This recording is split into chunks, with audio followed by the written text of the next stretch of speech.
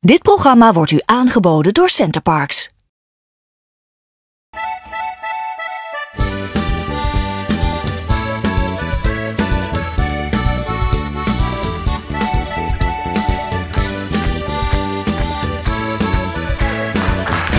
Ja, hartelijk welkom bij Thuis in Limburg, hier vanuit Centerparks Erpenheide in Peer, waar het nog steeds hartstikke gezellig, druk en het echte vakantiegevoel heerst. Wim, we mogen weer samen vandaag. Wat hebben we te bieden? Nou, ik heb een belangrijke gast voor de cultuur in Nederlands-Limburg. Dat is namelijk Leo Benders. Die is directeur voor het Huis voor de Kunsten in Roermond. En ik mag ook een interview doen met twee fantastische Belgische dames. Dat was eigenlijk iets voor jou, maar dat hebben ze mij toegespitst. Sugar Free. Geweldig. En wat heb jij als sportgast? Ja, ik ben nou even van de kaart, Wim, dat begrijp je. Vreselijk. Als sportgasten, ik heb mijn goede vriend op bezoek. Niemand minder dan Erik Meijer komt zijn visie over de Olympische Spelen geven. En we blikken met een Olympische sporter, maar een portret van Dion Dreesens uit Venray. En dat is een van de zwemmers in de estafette 4x200 meter. Maar we beginnen met een filmpje wat onze collega Patrick Smeets gemaakt heeft in de gemeente Sittard-Geleen. En hij brengt bezoek aan Danica en aan de kapel van Pater Karel. Hallo en welkom bij Thuis in Limburg. Zoals altijd gaan we op bezoek in een Limburgse gemeente. En vandaag is dat Sittard-Geleen. En ik ben natuurlijk niet alleen, dat is altijd heel moeilijk. En ik heb vandaag Kitty bij me. Kitty, hallo. Hallo, goedemorgen. We gaan nu beginnen eigenlijk met onze fietstocht, want er wordt een fietstocht vandaag. Hè? Ja. En we gaan beginnen bij een kinderboerderij, toch? Ja, dat klopt. Streekboerderij Danica. Bijzondere plek moet ik zeggen. 12.500 jaar geleden woonden hier al mensen en die vonden het heel aangenaam om hier te verblijven. En was het toen ook al een boerderij in deze vorm? Of? Deze zaten hier toen om te jagen, dus ze hebben hier een kamp aangetroffen, maar op dit moment kun je alleen maar genieten van de dieren. Dus het is niet de bedoeling dat je ze afschiet. Oké.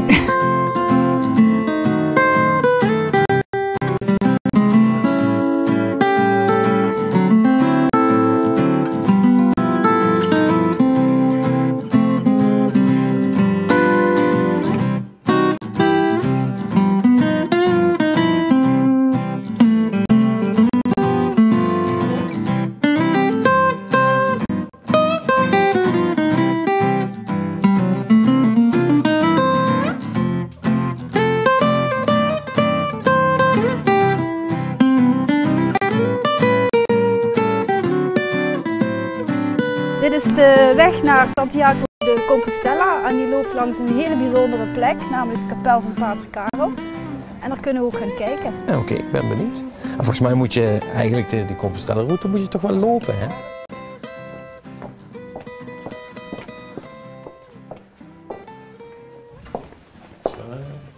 Mooie sfeer die hier hangt. Ja, het is echt een stilteplek. Hier komen ook heel veel mensen om te bidden en voor een bepaalde intentie. Ja.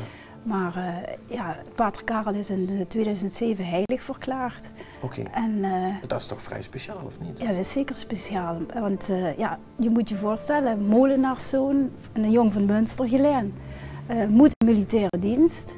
Maar kan daar eigenlijk de weg niet vinden. En in die tijd, en dan heb je... Je moet zeggen, wanneer was dit? Ja, dat was rond 1850 zo'n beetje. En hij voelde zich niet thuis, maar het was een rijke familie. Dus wat je toen kon doen, was hem vrijkopen. Dus iemand anders in zijn plaats in dienst laten gaan. Ja, dat kon toen. En dus dat heeft de familie gedaan. Maar op dat moment had hij iemand ontmoet wiens broer bij de paters passionisten waren. En toen had hij zoiets van, dat wil ik ook. En hij heeft zijn hele leven dus in dienst gesteld van de armen. Hij is naar Ierland gegaan. En toen hij overleden is, toen gebeurden er allerlei wonderen. En vanaf de jaren 50. Rondom waar hij dan overleden was? Of ja, precies. Mensen gingen bidden, kochten een prentje of een stukje van zijn kleding werd gebruikt om een gebed te bidden. En, dat lukte dan en dat lukte dan ook. Bijvoorbeeld een heel bijzonder verhaal van iemand die was opgegeven, had kanker. De doktoren hadden echt een tumor gezien en ze heeft gebeden tot Pater Karel. En wonderwel, de tumor was weg. Ze werd weer helemaal beter. En niet alleen zeg maar, in Ierland gebeurde wonderen, maar ook in Maastricht. Allerlei mensen die op een gegeven moment gingen bidden. Ja. En zoals het dan gaat, als er een aantal wonderen gebeurd zijn, dan moet je dat in Rome aanvragen.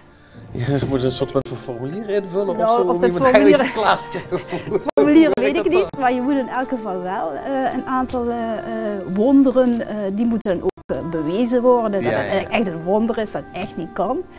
Nou, en dat is bij Pater Karel is het dus zo uitgekomen. Ja. En is die Pater Karel hier geboren, dat die kapel hier is ingericht? Of?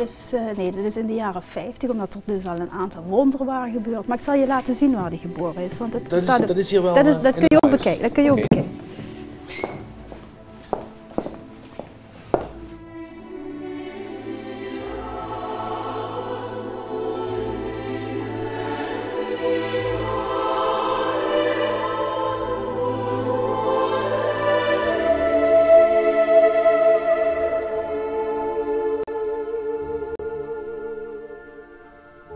Dus hier is hij wel echt geboren? Hier is hij geboren. Dit was zijn huis? Dit was zijn huis en daar hangt zijn portret. Ja, we krijgen de man toch nog even te zien inderdaad. Ja, dus zoals hij voor het klooster in Ierland, waar hij dus eigenlijk zijn actieve leven heeft doorgebracht. Ja. En misschien ook wel heel bijzonder, hier zit deze reliek, een stukje van zijn huid. En voor mensen is dit dan toch een stukje van zijn heiligheid, wordt hiermee ook in zijn geboortehuis eigenlijk zichtbaar, aanraakbaar gemaakt. En ook het bewijs dat hij heeft bestaan, zullen we maar zeggen. Misschien ook, maar mensen komen ook hier, je ziet ook overal briefjes hangen met intenties en bedanken. Ja, dus dat zijn allemaal mensen die geholpen zijn. Die zijn allemaal geholpen. Ik voel me af en toe een beetje een gluurder, dus als je die briefjes leest, dan word je helemaal een beetje naar in je buik, zo van goh, wat een ellende op de wereld allemaal. En dan toch iemand die vanuit zijn geloof zoveel kracht kan brengen bij de mensen.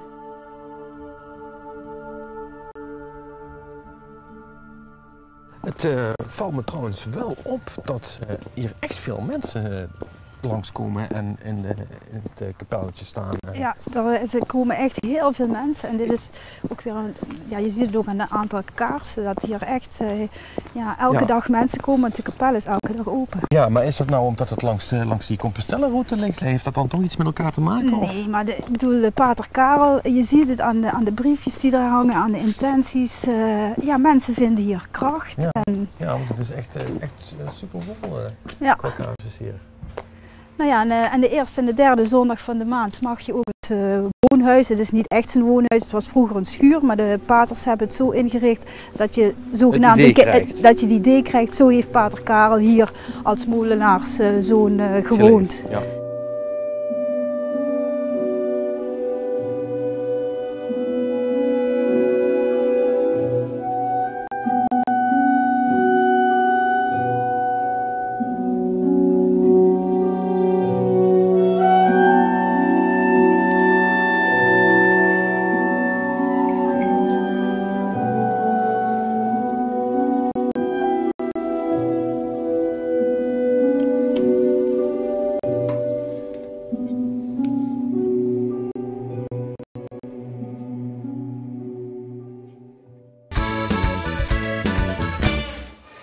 Ja, de gemeente Sittard-Geleen, een gemeente die goddank ook heel zorgvuldig omgaat met het culturele erfgoed.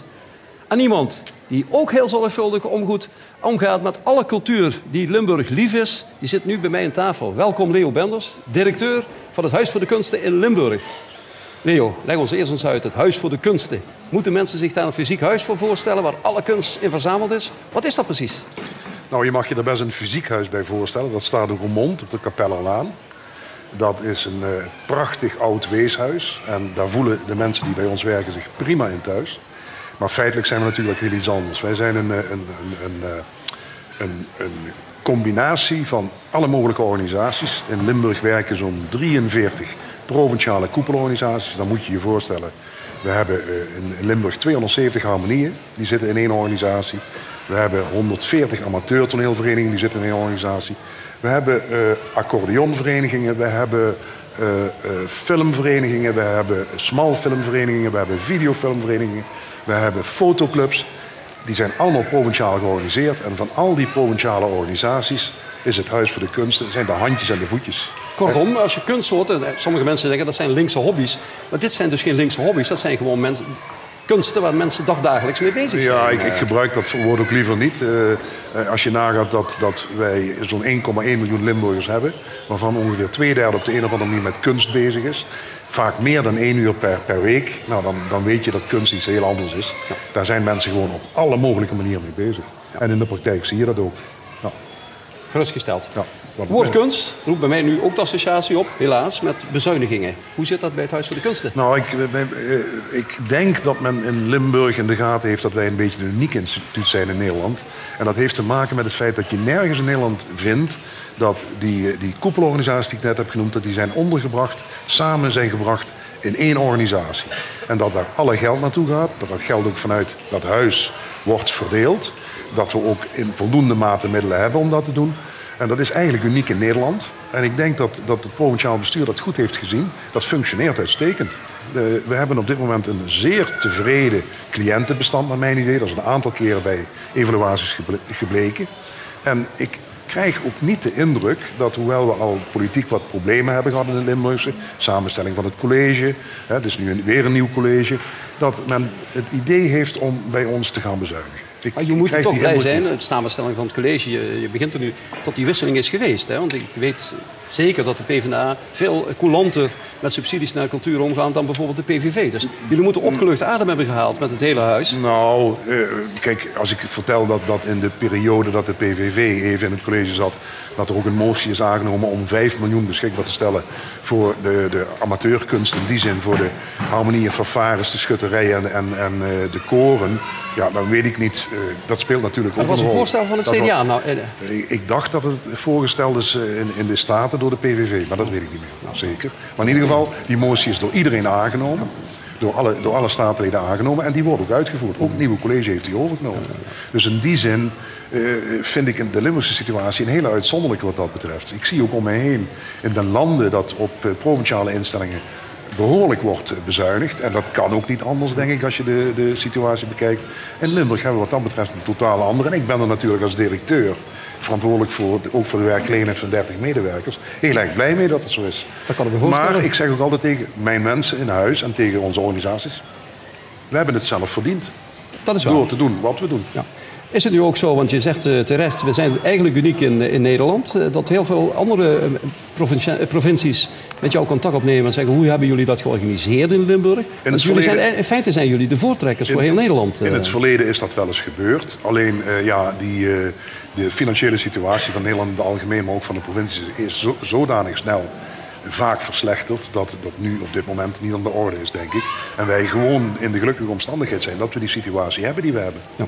Het is nu vakantie en misschien dat mensen denken die nu voor de buis zitten, de directeur van het Huis voor de Kunsten die zit bij Centerparks, dus ze zullen wel vakantie hebben. Maar eigenlijk is het een hele drukke periode voor jullie nu. Voor ons is het in zoverre een drukke periode. Het werk is veelal gedaan. De uitvoerenden zijn er nu mee bezig. Daar hebben wij ook niet direct bemoeienis mee, maar met de voorbereidingen, de PR, de organisatie van programma's en dat wel. Bijvoorbeeld nu, morgen aanstaande begint het zomerspektakelfestival, geloof ik, in Venlo. Ik weet even, ik ben even aan het denken of ik de naam goed zeg. Volgende week is het Limburg Festival in het midden van Limburg. Binnenkort hebben we Musica Sacra, Cultuur Hannover begint eind augustus. Nou, je kunt je lol niet op als je iets wil gaan doen in de zomermaanden, denk ik. Maar je noemde net het Limburg Festival. Dat was tot een aantal jaren geleden was dat het festival waar iedereen heel laagdrempelig met die kunst in aanraking kwam. Overal straattheater in heel Limburg is op bezuinigd. Wat leeft dat nog? Nou, ik denk dat de mensen die daarmee bezig zijn, het is al heel oud, ik denk dat het al uit de jaren 80 stamt. En de formule was vroeger eigenlijk altijd van wij kopen groepen in uit de hele wereld. En wij brengen die in diverse gemeenten. De gemeenten betalen mee en de provincie betaalt een stuk. Dat het ook lastig is om 20, 30 jaar achter elkaar interessante groepen naar Limburg te halen. Op een gegeven moment houdt dat op. Toen is men begonnen met ideeën als Natuurlijk Limburg, fietstochten enzovoorts. En ik denk dat de huidige organisatie een hele interessante formule weer heeft gevonden. Waarbij ze ook weer locatie koppelen, maar dan vaak aan Nederlandse jonge theatermakers, jonge mensen. En dat werkt zeer interessant. Ik heb vorig jaar bijvoorbeeld voor het eerst Ommetje Opera mogen meemaken in Hoorn. Nou, prachtig kasteel. Niemand weet dat daar de graven van Hoorn, dat is die graaf van Hoorn, die ze op het schavot in Brussel hebben onthoofd. Hè. Dat weten we niet vaak. En die Hollanders misbruikt hebben, die hebben gezegd de graaf van Hoorn. Precies. Dat was eigenlijk hier in Limburg. Ja. Ik denk dat ik het ook maar even moet zeggen. Maar een prachtig kasteel, prachtige omgeving. En daar kun je dan maak je met een groep mensen een wandeling. En dan kom je dan een prachtig stukje opera tegen. Je komt een stukje koorzang tegen, een klein stukje toneel. Je hebt een prachtige avond. Een prachtige zomeravond en het eindigt op een terras. Waar kan het anders eindigen in Limburg? Op een terras met een geweldige Roermondse tenor. Zo hoort het ook. Prachtig, en zo hoort het ook. Ja. Leo, de streektaal die is ons natuurlijk dierbaar. We hebben afgesproken, we gaan het hier in de Nederlandse taal doen. Normaal spreken wij gewoon plat met elkaar, dialect. Dat doen jullie ook veel aan. Dat doen wij heel veel aan. Jullie doen zelfs nog promoten dat er boekjes uitkomen. En binnenkort komt er zo'n boekje uit. Hè? Ja, het Platboek 8 gaat nu verschijnen. Daar zijn we ook weer heel trots op. We hebben dat gemaakt mede naar aanleiding... dan moet je niet zeggen het huis heeft dat gemaakt... maar mensen die bij het huis betrokken zijn. Bij ons zijn ook gehuisvest de Raad voor het Limburgs, de vereniging Veldeke. En we hebben een streektaalfunctionaris in dienst. En Veldeke had vroeger een tijdschrift. En dat tijdschrift dat werd eigenlijk op den duur onbetaalbaar. Het werd moeilijk om te organiseren. Iedereen wilde daarin staan. Je kreeg kwalitatief wat problemen. En toen heeft men op een gegeven moment gezegd... nou, wij stoppen daar eens mee. En toen was er uit bepaalde hoek waren er ook het idee van... nou zijn wij ons orgaan kwijt. Wij kunnen ons niet meer in het dialect uiten. En toen hebben we samen met de Raad voor het Limburgse Veldeke gezegd... nou, zullen we dan met de uitgever, Paul Welen, Tuk... niet eens kijken of we niet een orgaan, werd dat toen genoemd... kunnen maken voor die dialectschrijvers. Daar hebben we Wim Kuipers bij betrokken. Dat was onze eerste hoofdredacteur. Nou, en zoals je ziet, we zitten al aan Platboek 8. En het houdt niet op. We hebben fietsen al gehad. Nu is het gewijd aan de Floriade. En ik hoop dat we nog heel veel van dit soort boekjes kunnen uitgeven. Ja, het voordeel is natuurlijk dat er enige structuur in is. Hè. Soms gebeuren dingen incidenteel en dan gebeurde het één keer en dan verdwenen. Dit is natuurlijk een heel goed initiatief, met name omdat het ook een archief opbouwt. En we hebben wisselend hoofdredacteuren. Dus telkens is er iemand anders en die zoekt dan zelf mensen uit. Zeker mensen kunnen zich melden. Het onderwerp varieert. Nou, ik geloof dat het een heel interessant thema is. Ja. Leo, even, ik weet dat jij daar zijdelings mee te maken hebt. Het Limburg Symfonieorkest. Dat is toch ook een zorgkwestie, denk ik, voor Limburg op dit moment. Nog steeds.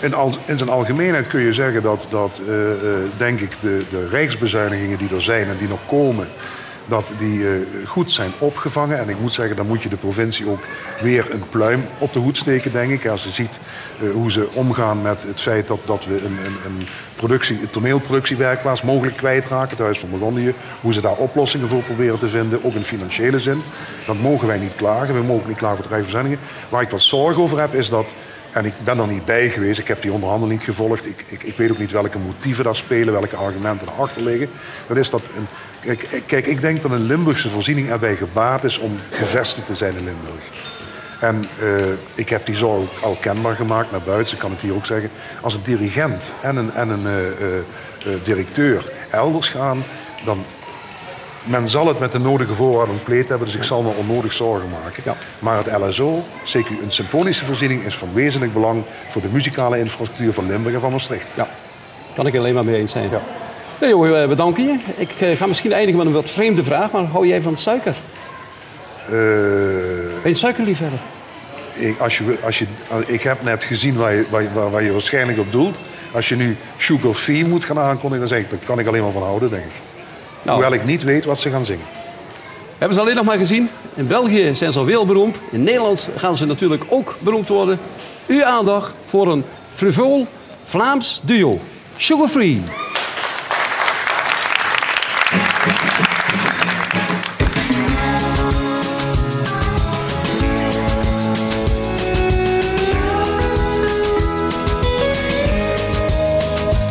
Oh, de wind fluistert jouw naam. Laat mijn gedachten gaan naar die tijd van jou en mij. En wat is misgegaan? Jij beloofde de hemel op aarde voor mij, maar na een sms van jou was alles voorbij. En ik vraag me af, waar heb ik misdaan? En ik zing een lied vol van liefdesverdriet. Zoveel tranen in mijn ogen, maar ik vind de woorden niet. Staar ik door het raam in de wind fluistert jouw naam. En ik zing een lied vol van liefdesverdriet. Zoek het naar de ware reden waarom dat je mij verliet. Staar ik door het raam in de wind fluistert jouw naam. De wind fluistert jouw naam.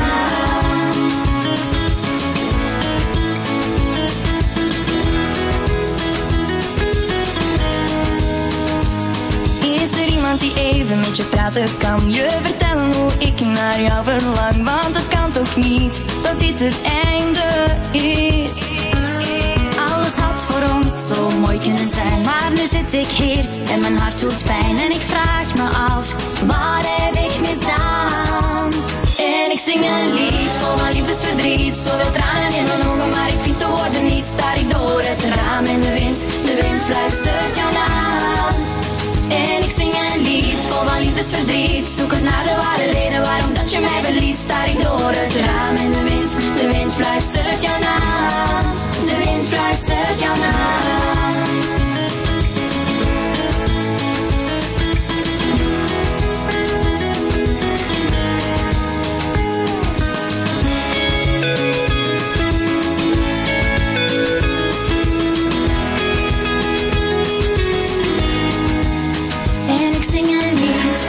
Verdriet, zoveel tranen in mijn ogen, maar ik vind de woorden niet. Staar ik door het raam en de wind fluistert jouw naam. En ik zing een lied vol van liefdesverdriet. Zoek het naar de ware reden waarom dat je mij verliet. Staar ik door het raam en de wind fluistert jouw naam. En ik zing een lied vol van liefdesverdriet. Zoveel tranen in mijn ogen, maar ik vind de woorden niet. Staar ik door het raam en de wind fluistert jouw naam. En ik zing een lied vol van liefdesverdriet. Zoek het naar de ware reden waarom dat je mij verliet. Staar ik door het raam en de wind fluistert jouw naam. De wind fluistert jouw naam.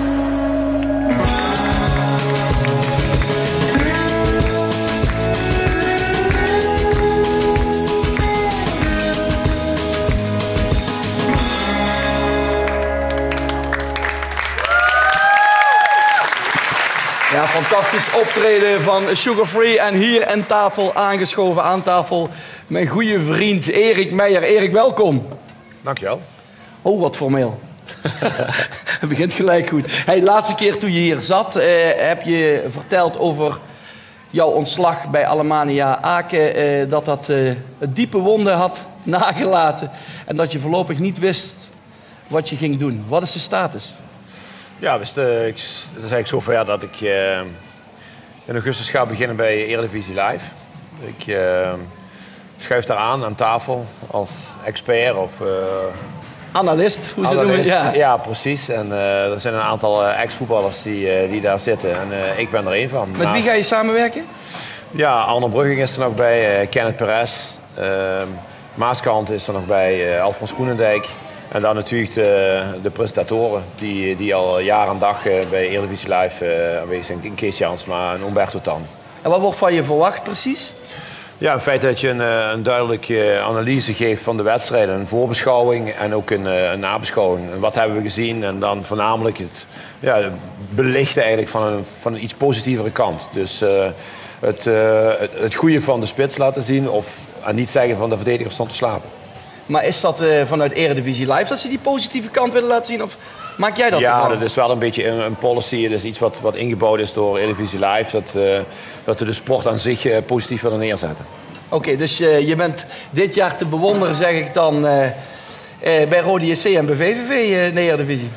Ja, de meeste van de uitzendingen worden gemaakt vanuit Amsterdam. En dan ben ik dus een hele dag in de studio. In de studio van Endemol. En regelmatig zijn er ook wat vrijdagavondwedstrijden waar je dan op het veld aanwezig bent en daar een voorbeschouwing doet, onder de rust je praatje hebt en na de wedstrijd nog even wat zaken aanlegt. Oké.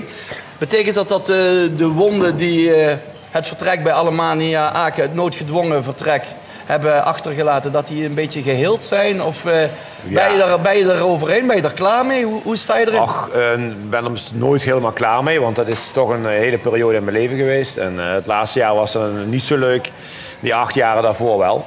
En, nou, klaar mee niet, maar het is wel zo dat ik dat heeft een plekje gekregen en we moeten naar voren, hè. Achter de neus aan, hup, vooruit kijken. Maar ik wil nog één keer terug. 8 jaar Alemannia Aken. Je hebt een boek geschreven na 3 jaar. 3 geile jaren. Het zijn er 7 geworden. 7 geile jaren. Ja, ik ben in totaal 9 jaar bij Aken geweest. En, 8 geile jaren. 8 superjaren.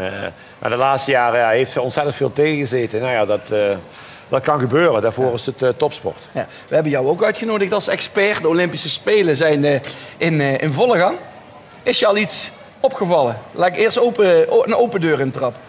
Ja, opgevallen ontzettend veel publiek voor de evenementen buiten. En te weinig publiek voor die events binnen. Ik vernam vanuit de pers en ook vanuit andere informatie dat heel veel kaarten van sponsoren door sponsoren gekocht zijn en dat er geen mensen op die plaatsen zitten. Ja, dat ziet natuurlijk oerlelijk uit als je zegt dat het zwemstadion uitverkocht is. En er zijn nog 2.000-3.000 lege plaatsen. Voetbalstadions, opening zelfs. Ja. Is het toch bizar dat sponsors, dat honderdduizenden mensen willen daar aanwezig zijn en kunnen niet aanwezig zijn omdat het te duur is of omdat ze geen kaartje kunnen bemachtigen. Ja. En je ziet dan die open plekken omdat sponsors niet komen opdagen. Ja, dat is niet goed en daar moeten de mensen eens goed over nadenken. Het is natuurlijk heel belangrijk dat die sponsoren er zijn om zo'n evenement rond te breien. Maar het komt er ook op neer dat je mensen de gelegenheid geeft in ieder geval bij dat event erbij te zijn. Ja. En daar moeten de mensen daar goed over nadenken van hoe ze dat voor elkaar krijgen. Want het is en blijft de Olympische Spelen. Ik denk dat in de sport in het algemeen niks groters is. Is dat een nadeel van de moderne Olympische Spelen, zoals ik ze noem? Ja, het is niet meer voor Jan en alleman. Nee, en daar zijn ze wel ooit voor gemaakt. Ja, en dat merk je natuurlijk ook. Maar die slag is ook al geslagen bij de sporters. Hè. 20, 25, 30 jaar geleden waren alleen de voetballers die misschien daarvan konden leven. En ondertussen zijn er ook heel veel andere sporttakken die olympisch zijn. Met de gedachte van dat er geen financiële hulp bij kon kijken. Maar die er heel goed van kunnen leven, ja. Waar staan voor jou de Olympische Spelen voor? Voor verschillende landen die elkaar treffen. Sporters die elkaar treffen. Ik zie dat zo voor me. Dat dorp waar iemand uit Burkina Faso naast iemand zit te ontbijten uit Londen. En daarnaast zit weer iemand uit Oostenrijk. Ja, die sporters onder elkaar. Dat moet een gigantisch mooi gevoel zijn. Tenminste, zo zou ik dat interpreteren. Ik hoop ook dat dat zo is. En ja, je kijkt deze dagen naar sport op een andere manier. Tenminste, zo doe ik het. Ik kijk nooit turnen. Maar wat ik nu zie, de turnen, dan denk ik, wauw, wat is er zijn dus echt sporten die je puur alleen met de Olympische Spelen kijkt. Ja, precies. Ik denk niet dat ik door het jaar heen eens eventjes 2 uur ga zitten om dressuur te kijken. Maar dat je nu, omdat je weet dat het voor Nederland is en dat je daar een prominente rol kunt spelen, ga je toch zitten. En dan wil je het zien. Ik heb jou wel eens op het Gio in Maastricht gezien, volgens mij. Ja, ook daar wil je wel eens present zijn, ja. Dus, maar Olympische Spelen, meedoen of winnen? Ja, ik denk dat het meedoen is wel heel belangrijk. Maar als je meedoet en iedereen is al gefinished en jij moet nog 3 baantjes in het zwembad doen, dan is dat leuk voor het publiek. Het ziet lullig uit. Maar het ziet er heel raar uit. Zo had je vroeger die schaatsers. Komt er eentje even voor lang. Hé jongen, hoe gaat het? Dan had je vroeger die schaatser die een half uur later binnenkwam op de 10 kilometer tegen Art en Casey. Ja, en daar moet je natuurlijk een goede mix in vinden. Je hebt natuurlijk ontzettend grote landen waar sport op een heel hoog niveau gedreven wordt. Ja. En je hebt ook de wat armere landen. En die mensen moet je ook de kans geven om bij Olympia erbij te zijn. Alleen, ja, dan komt de 100 meter sprint en dan zou je eigenlijk al 7 Amerikanen in de de hebben. Ja. Omdat ze daar zo sterk zijn. En daar zijn de Olympische Spelen wel goed in dat je daar een selectie in kunt maken. Jamaica, Nigeria. Ja. Hey Erik, Olympische Spelen waren voor jou ook een keer dichtbij. Ja, we hebben net niet gehaald. Dus Olympische Spelen. Vertel heel even Barcelona. Barcelona, met welk team? Jong Oranje heette het toen officieel nog. Ja, het heette toen het Olympisch team. En met een Arthur Newman, met een Edwin van der Sar, Pierre van Hooijdonk, Overmars, Tomend, Cocu.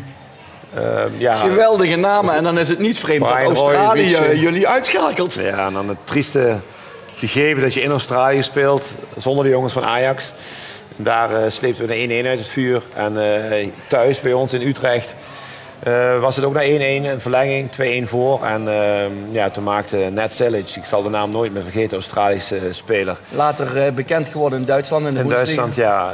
Die maakte de 2-2. En toen waren de pakjes die we al gepast hadden, konden weer teruggestuurd worden. Want wij gingen niet naar de Olympische Spelen. Daar werd dus niet op geteld. Dat was een zwarte bladzijde eigenlijk in het voetbalboek. Voelt dat als een gemis? Want hoe keek jij toen tegen... Want als voetballer heb je maar 1 kans, omdat het aan de leeftijd gebonden is.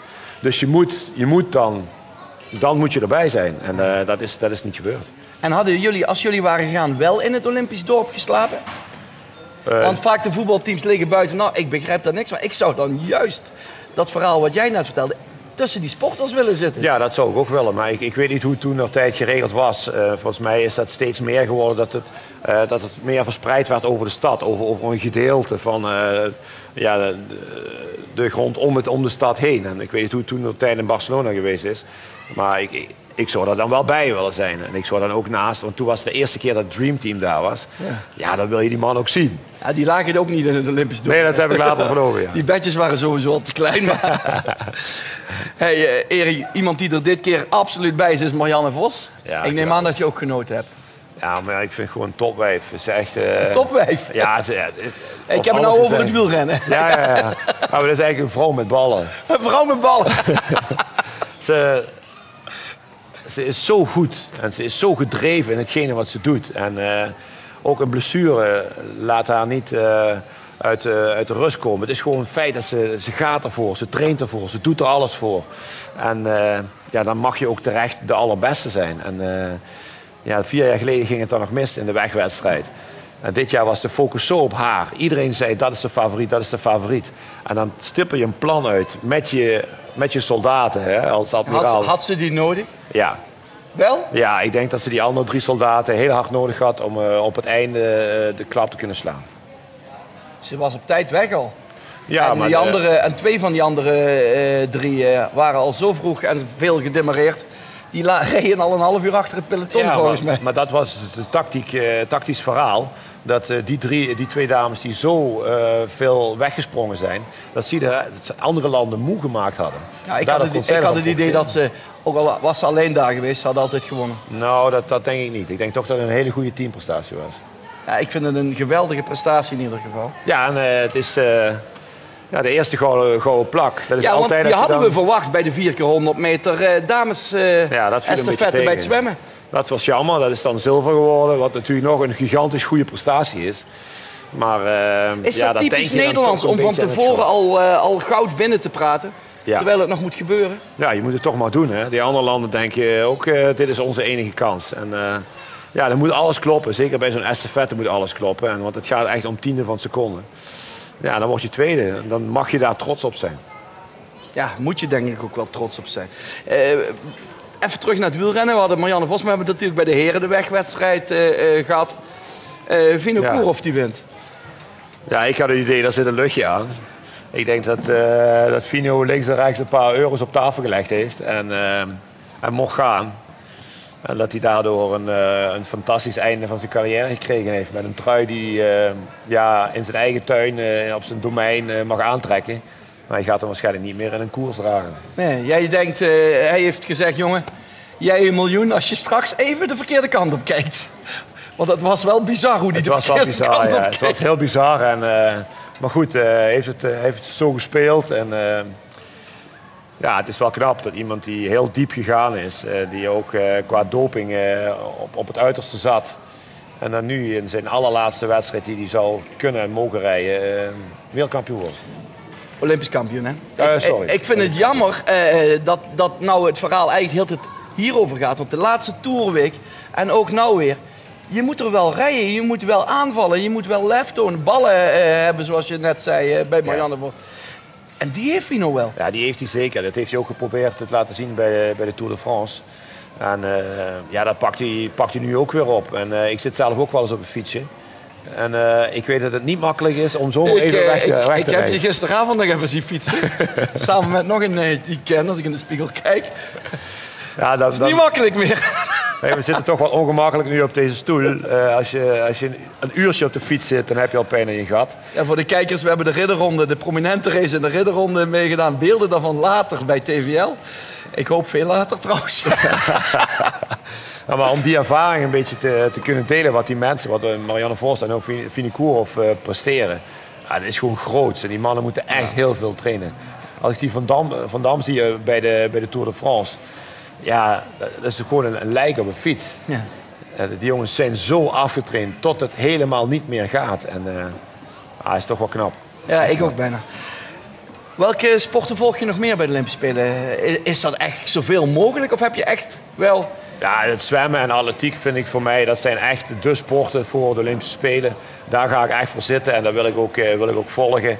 En maar dan zoek ik me het wel een beetje uit. Ik hoef niet al die voorrondes te zien. Voetbal? Voetbal, nee, interesseert mij niet zoveel, Olympisch voetbal. Spanje ligt eruit al, hè? Spanje ligt eruit, ja. Dat, ik vind het toch opmerkelijk. Ja, dat is toch wel iets wat niemand verwacht had. Je ziet dan toch waarschijnlijk dat in de iets jongere categorie andere landen zich ook verder aan het ontwikkelen zijn. En die groep Spanjaarden die nu in het eerste team zit, of in het Spaans nationaal team, ja, dat die goed zijn, maar dat die ook allemaal boven de 23 jaar zijn. Bij VVV vinden ze het ontzettend jammer dat Japan door is. Dat betekent dat de aanvoerder van Japan, Maya Yoshida, iets langer weg blijft weer. Ja, maar oké, maar dat is voor de jongen natuurlijk fantastisch om zoiets te mogen meemaken. Ja, voor de transferwaarde waarschijnlijk ook. Dus we gaan dat afwachten. Beachvolleybal is bijvoorbeeld een van die sporten waarvan ik zoiets heb. Zeker bij de dames, maar dat vind ik wel leuk. Ja, dit is puur entertainment. Dus ik zeg voor de grap zeker bij dames, want Schuil en Nummerdor zijn natuurlijk onze troeven. Ja. Hadden hun eerste wedstrijd niet gemakkelijk, maar zijn er doorheen gekomen. En ja, ik vind het is een sensatiesport. Waar de mensen ook graag naartoe komen, want altijd een top DJ erbij, entertainment. Het is een heel mooi stadion waar ze spelen. En het is de ene wedstrijd na de andere. Ja, en toch mooie rallies. En ja, ik vind het echt wel een sport die erbij hoort, die erbij is komen te horen. Ja. Wat zwemmen betreft hebben we natuurlijk de komende dagen, wat Limburg betreft, nog Dion Dreeses en Juri Verlinde. Ga je ook volgen? Ja, tuurlijk. We zijn trots op de Limburgers. Hè. Maartje Pauwme bij het hockey. Eerste wedstrijd gewonnen, tweede wedstrijd weten we op dit moment nog niet de uitslag van. Nee, dus ja, ik ben echt benieuwd hoe de hockeydames zich verder gaan ontwikkelen. Dat is ook weer zo'n team die in de favoriete positie geduwd is, samen met Spanje en Duitsland. Misschien. Een heel jong team trouwens. Ja, ik ben toch benieuwd hoe ze daarmee omgaan met die druk. En, maar dat ze bij onder de laatste 4 komen, dat is voor mij bijna een zekerheidje. Hoeveel medailles pakken we? Goud? Ja, als we ziet wat we nog allemaal mogen verwachten, dan zou je toch op wel een 5, 6 gouden medailles willen tellen. Er komt wat zilver, wat brons bij waarschijnlijk. Ook hopelijk in sporttakken waar we de namen van de mensen niet precies kennen. Ja. En die dan voor een super verrassing zorgen. Erik, afgelopen dinsdag geloof ik was de burgemeester van jouw stad, Lanaken, jouw woonplaats, Marino Keulen, hier aanwezig. Die gaf aan, ik vroeg waarom al die rijke Nederlanders zoals jij daar gingen wonen, maar het waren er meer dan 6000. Hebben jullie daar een eigen gemeenschap met die Nederlanders? Nou, ik denk niet dat het alleen maar rijke Nederlanders zijn die daar gaan wonen. Dat zei hij ook. Er waren er maar een paar honderd en de rest waren allemaal middencategorie. Ik denk dat het heel prettig wonen is daar. En, je wordt ontzettend met rust gelaten, wat in mijn positie heerlijk was. En wat voor mij telt, mijn sociaal centrum is Maastricht. En als ik dan net buiten Maastricht in een buitenwijk, zoals ik Lanaken dan noem, een buitenwijk kunt gaan wonen, is dat heerlijk.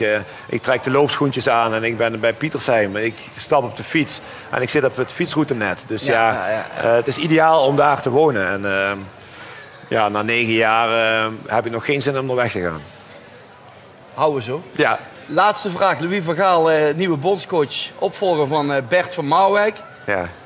Pijn gedaan dat Bert afscheid nam en hoe kijk je tegen Louis aan? Ja, van Bert, zo zie je maar hoe snel het kan gaan in het voetbalwereldje. Ja, ongelooflijk. Een matige voorbereiding en 3 slechte wedstrijden. En plotseling ben je niet meer bondscoach. Met je hele gevolg, want er hangt nog van alles aan.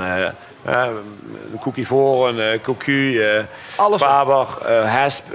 Maar nu komen Blind en Kluivert dus.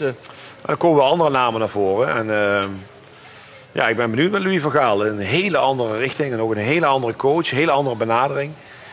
Ja, misschien werkt het, misschien ook niet. Hij heeft het al een keer mogen proberen. Toen wat denk jij? Niet. Want daar zit je hier voor. Ja, ik denk dat Louis ook wel iets heeft bijgeleerd. En dat hij niet iedereen gelijk kan benaderen. En als hij dat gaat inzetten met hetgeen van, want qua vakkennis is het gewoon een topper.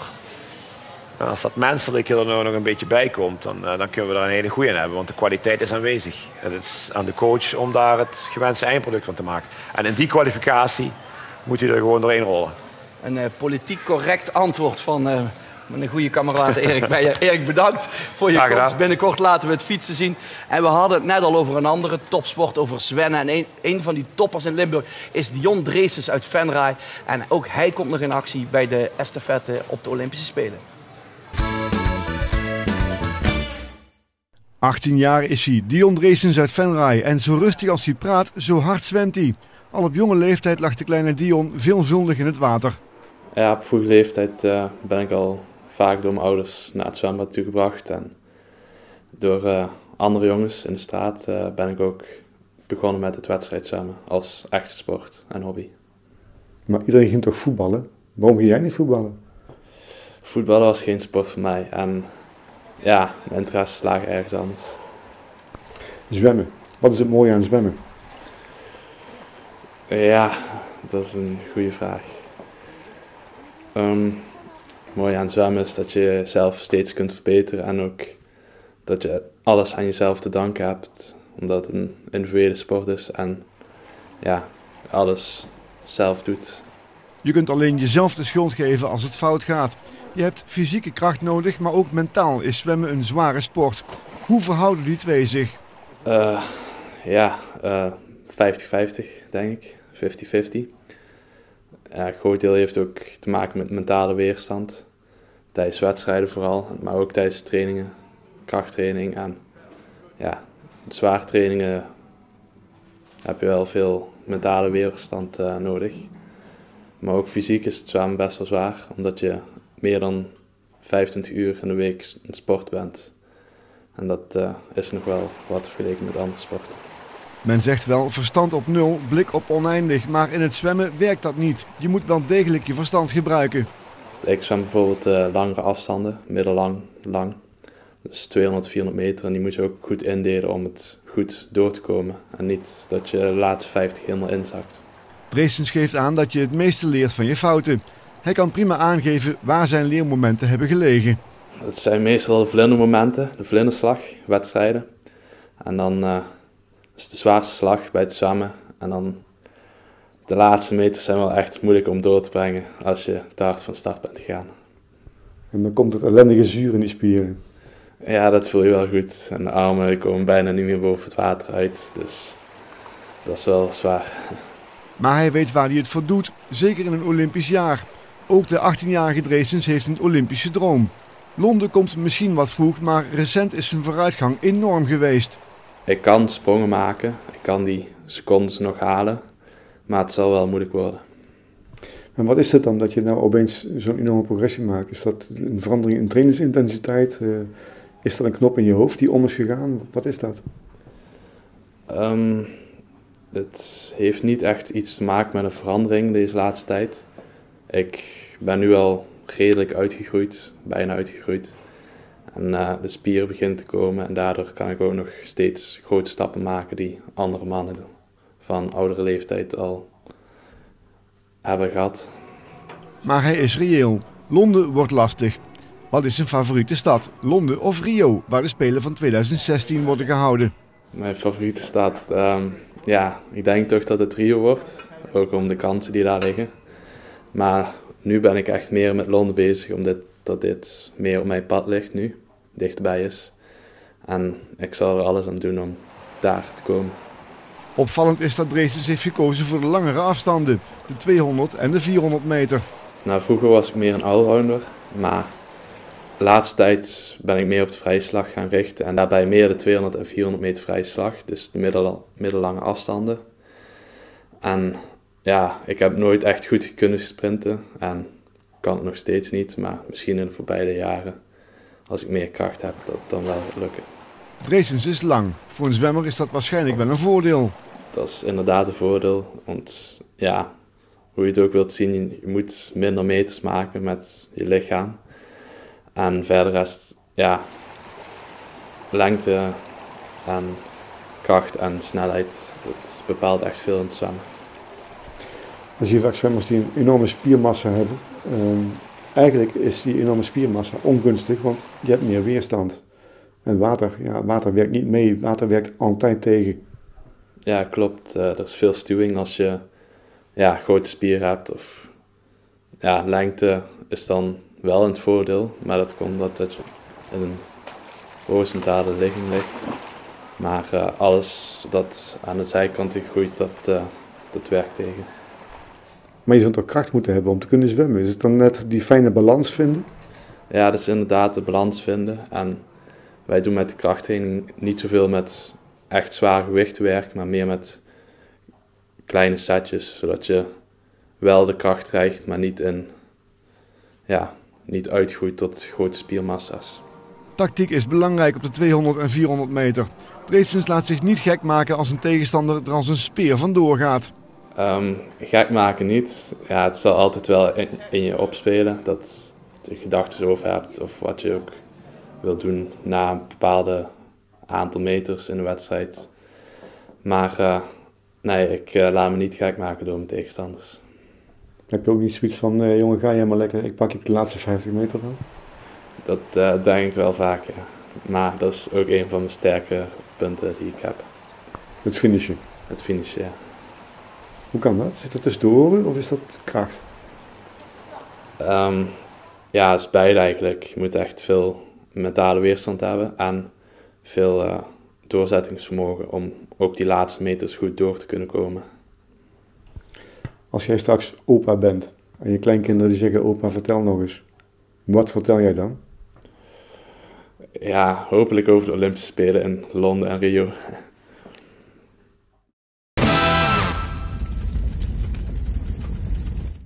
Ook in de zwemsport is tegenwoordig sprake van high-tech.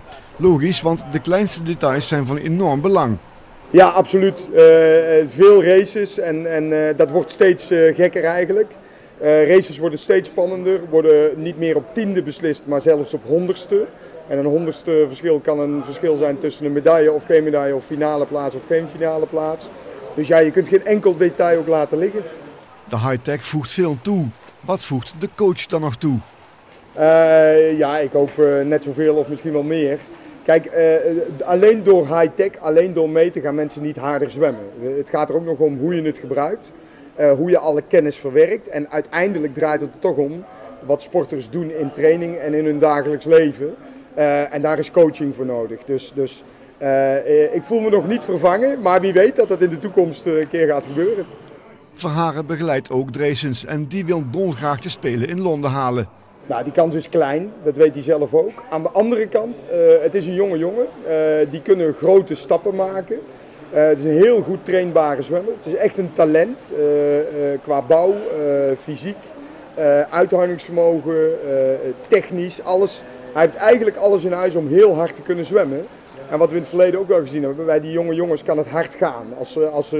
Als de training goed aanslaat, en dat doet het bij hem, dan kan hij een serieuze gooi doen naar zelfs een individuele plek op de Olympische Spelen. Daarbij gaat het vooral om de 200 meter vrije slag. 200 vrij, ja. 200 en 400. 400 past ook bij zijn leeftijd, past ook goed bij zijn bewegingspatroon, is heel goed voor zijn inhoud. Je kunt 200 en 400 meter ook heel goed combineren, ook in de training, maar ook in wedstrijden.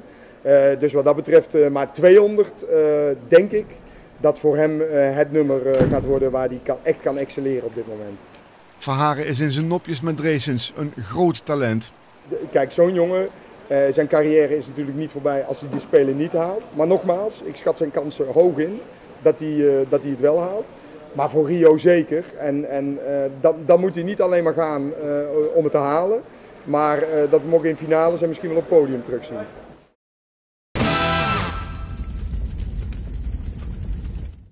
Vader Jos is de grootste fan van Dion. Hij kan ook wel uitleggen waarom dat zo is. Nou, ik ben eigenlijk bijna altijd aanwezig bij de wedstrijden. En afgelopen 10 jaar, want hij is nu 18 en is begonnen met zijn 8e... ben ik eigenlijk ook tot zijn 16e zeker elke keer bij de training aanwezig geweest. Omdat hij een chauffeur nodig had om overal te komen. Dus dan moet je wel een beetje fan zijn, want anders hou je dat geen 10 jaar vol. Hij is gefascineerd door de carrières van zijn beide kinderen. Ik vind het een heel mooi traject. Als je kinderen krijgt, weet je niet wat het gaat brengen. En dat dit zo gaat lopen, dat vind ik gewoon mooi om mee te maken. Dus in die zin ben ik nog steeds enthousiast als ik denk aan het zwemmen. En aan mijn 2 kinderen, die dus alle 2 zwemmen. En Dion, dat wat op dit moment goed uitspringt. En heel veelbelovend met zijn sport bezig is. En daar dus ook een beroep van nu heeft gemaakt. Iedere keer als je zijn zoon in het water ziet liggen, is hij weer vervuld van trots. Dat is zeker zo, want dat verwacht je gewoon niet. Kijk, ieder kind begint te zwemmen en het plaatselijke vereniging en de wind, dat is natuurlijk heel leuk. En dan denk je, ieder kind droomt dan wel eens van zo'n Olympische Spelen. Dat schrijft hij ook een keer op zo'n talentendag. Maar er staan 100 kinderen in die zaal en je weet zelf van, 1 keer in de zoveel jaar komt er inderdaad zo'n droom van zo'n kind uit. En dan denk je, het is leuk dat die 100 droomt, maar ondertussen moet je even afwachten. Maar naarmate je ouder wordt, begin ik steeds meer in zijn droom te geloven. Ja. Ook vader Dreesens droomt stiekem van Londen. Ik ben bezig geweest met tickets te krijgen. Die heb ik dus niet kunnen krijgen, want ook al gaat Dion niet, had ik toch graag die 200 vrij gezien. Nu is mijn hoop erop gevestigd dat hij dus wel gaat en dan krijgt de familie ook tickets. En dan ga ik het probleem van een hotel nog wel oplossen.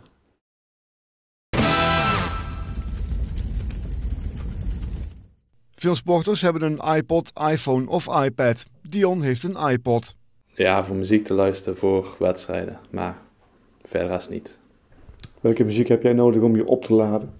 Ik luister vooral naar rock of indie rock. Veel sporters gebruiken hun iPod voor de sociale media. Hoe zit dat met Dion? Gedeeltelijk. Ik zit wel op Facebook, maar niet op Twitter bijvoorbeeld. Maar eigen website of zo? Eigen website is wel, ja. Waar vinden mensen die? Op diondreesens.nl. En wat vinden we er allemaal op? Alle nieuws die ik te melden heb en uitslagen en agenda van welke wedstrijden er komen. We gaan er nu even uit voor de reclame, maar blijft u vooral kijken. Want na de reclame hebben we een interview met 2 fantastische dames uit Vlaanderen. Het duo Sugar Free. Dit programma werd u aangeboden door Centerparks.